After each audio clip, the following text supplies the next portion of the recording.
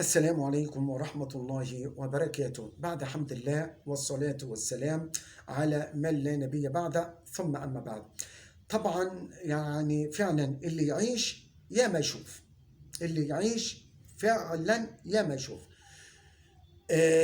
الأمر ده كنت الواحد مثلا بيسمعه من مرة واحدة، من واحد يقوله كأسئلة، لكن الموضوع ده تكرر يعني بطريقة مفزعة. ايه الامر؟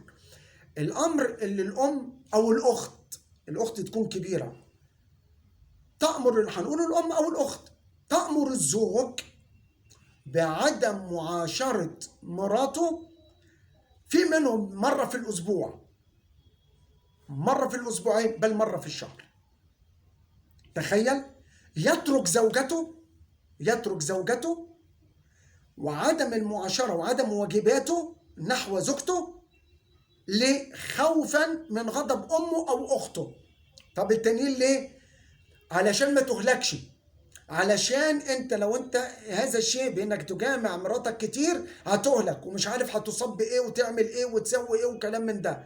بل منهم يقول لك لا اصل انا ابني عنده سكر وانا خايفه عليه، فالزوجه بتشتكي احنا ببيت عيله، انا فوق وامه تحت، فامه ما بتطلعهوليش الا يوم واحد بس في الاسبوع، وبعد كده بتقعده عنده ليه؟ خايفه عليه. طب انا برضو خايفه على نفسي، وطبعا انا هل من حقي ليه الطلاق؟ طبعا من حقك الطلاق للضرر.